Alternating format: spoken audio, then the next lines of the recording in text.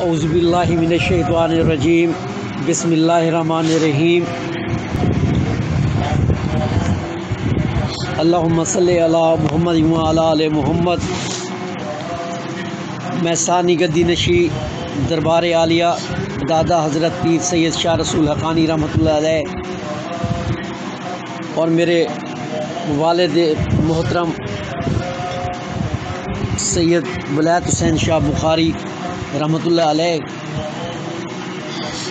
میں ثانی گدی نشی صاحبزادہ سید پیر ثانی سرکار آپ لوگوں سے مخاطب ہوں۔ السلام علیکم ورحمۃ اللہ وبرکاتہ و مغفرتہ کل حال۔ میرے تمام دوستوں، بھائیوں، عزیزوں و اقارب، مریدین بیرون ملک پاکستان میں اور سندھی بھائی خاص طور پر ان کو پیار بھرا سلام۔ میرے یوٹیوب چینل میں پیر ثانی سرکار میں اور فیس بک پیج میں پیر ثانی سرکار میں آپ سب کو خوش آمدید کہتا ہوں، اور جو میرے نئے آنے والے ویور ہیں، دیکھنے والے، تو میرے چینل کو سبسکرائب کر لیں اور بیل آئیکن پر بٹن دبا دیں تاکہ اور لائک کر دیں تاکہ اور شیئر کریں، اور تاکہ میری ویڈیو دوسرے لوگوں کو بھی فائدہ پہنچ سکے، اور یہ صدقہ جاری ہے۔ جب سبسکرائب کریں گے تو بیل آئیکن دبائیں گے تو میری ہر آنے والی نئی ویڈیو کا نوٹیفیکیشن آپ کو مل جائے گا۔ آج کافی سارے سوالات تھے میری بیٹیوں اور میری بہنوں اور ماؤں کے، تو انہوں نے مجھے بتایا کہ پیر ثانی سرکار، کچھ میری بیٹیاں تھیں پاکستان کی اور بہنیں بھی تھیں، انہوں نے کہا کہ ہماری شادیاں ناکام ہو جاتی ہیں، اس کے بارے میں کوئی ویڈیو بتائیں کہ شادیاں ناکام کیوں ہوتی ہیں۔ تو آج میں جو علم و عداد کی روشنی میں آپ کو بتانا چاہتا ہوں کہ شادیاں ناکام کیوں ہوتی ہیں۔ سب سے پہلے شادی میں ناکامی کے جو کئی اسباب ہیں۔ بعض اوقات پہلا کہ ایک دوسرے کا ذہن نہ ملنا، جو آج کل کی جو نیو جنریشن چل رہی ہے، وقتی خیالات تو مل جاتے ہیں لیکن جب شادی ہو جاتی ہے تو خیالات کا نہ ملنا، اور جس سے علیحدگی کے رجحان ہو جاتے ہیں، اور طلاقوں کی شرح اتنی ہو گئی ہے کہ خود پریشان ہو جاتا ہوں۔ اللہ پاک سے دعا کرتا ہوں کہ ہر بہن بیٹی کے گھر آباد ہوں اور وہ خوشیوں کے ساتھ اپنے گھروں میں آباد رہیں۔ اور دوسری ناکامی کی وجوہات جو ہوتی ہیں، دولہا اور دلہن کے جو نام ہوتے ہیں، ان کے اعدادوں میں ہم آہنگی نہیں ہوتی۔ بعض نام ہوتے ہیں ایسے جن میں ایک دوسرے کی ہم آہنگی نہیں ہوتی، جس کی وجہ سے خیالات نہ ملنا، پھر آپس میں نام سے ٹکراتا ہے، اس کے اعداد آپس میں ٹکراتے ہیں، جس سے علم و عداد کی روشنی میں بروج و سیاران کا مختلف ہونا، مطلب اس کا ستارہ مختلف ہونا اور اس کا ستارہ مختلف ہونا، یہ بھی ایک ناکامی کا سبب بنتی ہے۔ لیکن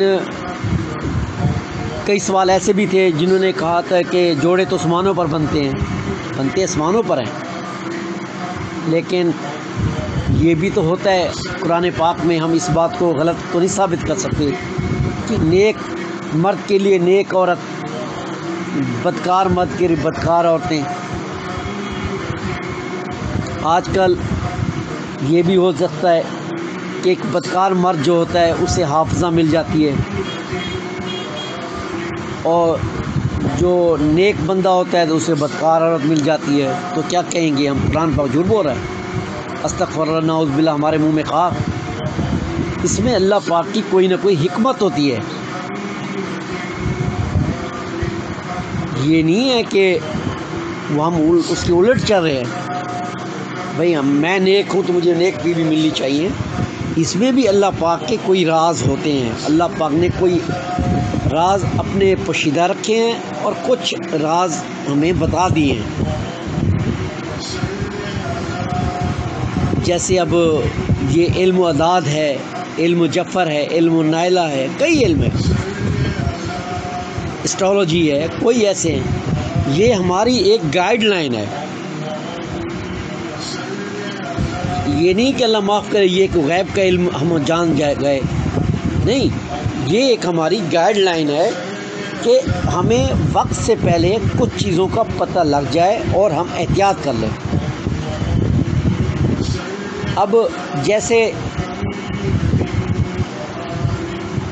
ہم اپنی حفاظت کے لیے سیکورٹی گارڈ رکھ لیتے ہیں جن کے پاس حسب توفیق پیسہ ہے، تو کیا اللہ پاک نے اسے کہا تھا کہ سیکورٹی گارڈ کو 3 دفعہ آیت الکرسی پڑھ لو تو وہ بھی اس کے لیے سیکورٹی گارڈ ہے؟ لیکن اللہ پاک نے پھر دوسری جگہ یہ بھی رکھا ہے کہ اپنے آپ کو ہلاکت میں بھی نہ ڈالو۔ آیت الکرسی تو ٹھیک ہے پڑھ لی، لیکن اپنے آپ کو ہلاکت میں بھی نہ ڈالو۔ تو اس لیے شادیاں جو ناکام ہوتی ہیں، نہ ایک دوسرے کا ذہن نہ ملنا، ناموں کے اعداد کا نہ ملنا، ستارے ایک دوسرے کے نہ ملنا، جس سے آپس کے خیالات جو ہیں نہیں ملتے، پھر طلاقیں ہو جاتی ہیں، جو اللہ پاک کا ناپسندیدہ عمل ہے۔ طلاق، عرش اور زمین ہل جاتی ہے جب طلاق ہوتی ہے کسی بہن بیٹی کی۔ اللہ پاک ان چیزوں سے ہمیں بچائے۔ ہمیں جو ایک گائیڈ لائن دی گئی ہے، ہم اگر اس پر عمل کر لیں، جیسے قرآن پاک ہمارے لیے ایک تحفہ ہے، پورا قرآن پاک پڑھیں، اس میں ہمیں ہر چیز کا مسئلہ ملتا ہے۔ اللہ پاک نے پورا قرآن پاک میں ہمارے لیے ہدایت دی ہے، ہر بیماری کا حل بھی دیا ہے، ہر چیز کا حل دیا ہے اس میں، لیکن ہم توجہ نہیں دیتے۔ لیکن آج کل پرانا دور تو چلو تھا، اب نئی جنریشن جو ہیں، جو جس کی شرح میں دیکھ رہا تھا 78% بڑھ گئی ہے طلاق کی۔ یہی پہلے وہ ایک دوسرے کو پسند کرنا، شادی کے بعد ان کے ذہن بھی نہ ملنا۔ وہ اس لیے کہتے ہیں نا کہ کسی کو دیکھا جائے، پرکھا جائے تو یا تو اس کے ساتھ وقت گزارا جائے، یا اس کے ساتھ سفر کیا جائے، یا اس کے ساتھ کھانا کھایا جائے۔ اور دوسرا، تیسری جو وجوہات ہوتی ہے، یکم محرم الحرام میں شادیاں کرنا، یہ بھی اکثر خانہ بربادی کا سبب بنتی ہیں۔ اور کیونکہ اس میں نواسہ رسول کی شہادت کے دن تھے اور اہل بیت کے مصائب کے دن تھے، اس لیے کوشش کرنی چاہیے کہ اس مہینے میں نہ کی جائے تو زیادہ بہتر ہے۔ اور دوسرا یہ کہ سفر، اس میں بھی شادی نہیں کرنی چاہیے۔ اس میں سفر کے مہینے میں ایسی بلائیں آسمان سے اترتی ہیں جو ہمارے لیے مشکلات لے کے آتی ہیں۔ صدقات وغیرہ بھی دیا کریں سفر کے مہینے میں زیادہ سے زیادہ، جیسے آج کل سورج گرہن کل ہو رہا ہے،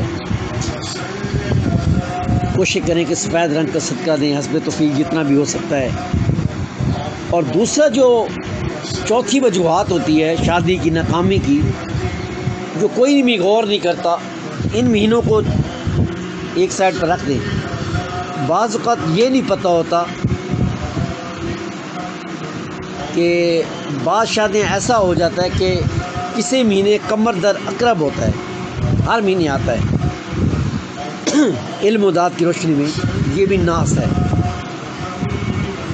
تو اس لیے ہر بہن بیٹی کو میں کہوں گا کہ اپنی رہنمائی کے لیے ڈیٹوں کا فکس جو ہے شادی کا، یا لڑکے کی شادی کا، ان کے ناموں کے اعداد، ان کے ناموں کی نوعیت اور ناموں کا، اور یہ سات جو قمر در اقرب ہر مہینے آتی ہے، اس کو ہٹا کے شادیاں کی جائیں۔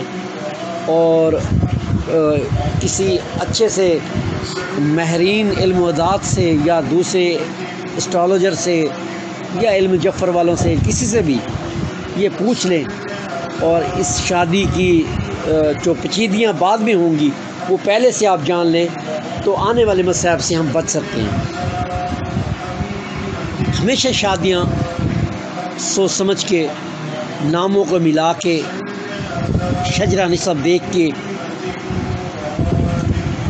اور کمر در اقرب میں تو ویسے نہیں کرنی چاہیے، یہ مہینے میں ایک دفعہ آتا ہے، بعض کا 2 دفعہ بھی آ جاتا ہے۔ تو کوشش کریں کہ یہ چیزیں پوچھ کے کیا کریں، کسی عالم دین سے، کسی سے بھی پوچھ کے کیا کریں۔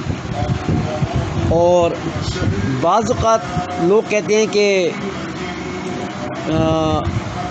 اعداد ہم نہیں نکال سکتے، تو آپ اعداد نکالنے کے لیے میں ایک ویڈیو بناؤں گا جس میں آپ خود اعداد نکال کے، اور طریقہ میں آپ کو بتاؤں گا کہ بچیوں کے شادی میں دونوں کے لڑکی لڑکا کے اعداد ملا کے ان میں جو بچتا ہے یہ اچھا ہے، یہ مفید نہیں ہوگا، اور کمر در اقرب میں تو خاص طور پر آپ نے شادی کرنی نہیں ہے۔ تو اس لیے کوشش کریں کہ کسی اچھے سے بندے سے حساب کروا کے نام رکھا جائے۔ جیسے بچے پیدا ہوتے ہیں، بعض نام ایسے ہوتے ہیں جو ان کی ڈیٹ آف برتھ سے نہیں ملتے،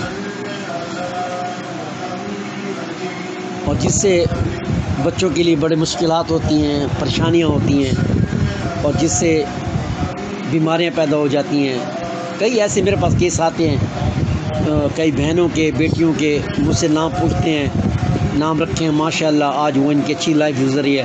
شادیاں بھی ایسی ہوئی ہیں جنہوں نے مجھ سے پوچھا ہے، اور ان کی شادیاں کامیاب بھی جا رہی ہے، کیونکہ آج کا جو دور جا رہا ہے نا، اللہ معاف کرے، عجیب دور جا رہا ہے۔ تو اس لیے میں سب سے کوشش کروں گا کہ یہ جو وجوہات جو میں نے بتائی ہیں ان سے ذرا آپ بھانپ لیں، اور اگر کوئی پھر بھی مسئلہ ہو تو مجھ سے علم و ادات کی روشنی میں اپنا حساب کروا کے شادیوں کا یا بچوں کے ناموں کا پھر نام رکھیں اور پھر شادی رکھیں، تاکہ کمر در اقرب بھی کسی مہینے میں نہ ہو۔ اجازت دیجیے صاحبزادہ پیر ثانی سگار کو نئے عمل اور نئے وظیفے کے ساتھ پھر حاضر ہوں گا۔ السلام علیکم ورحمۃ اللہ وبرکاتہ مغفرۃ کل حال۔ اعوذ باللہ من الشیطان الرجیم، بسم اللہ الرحمن الرحیم۔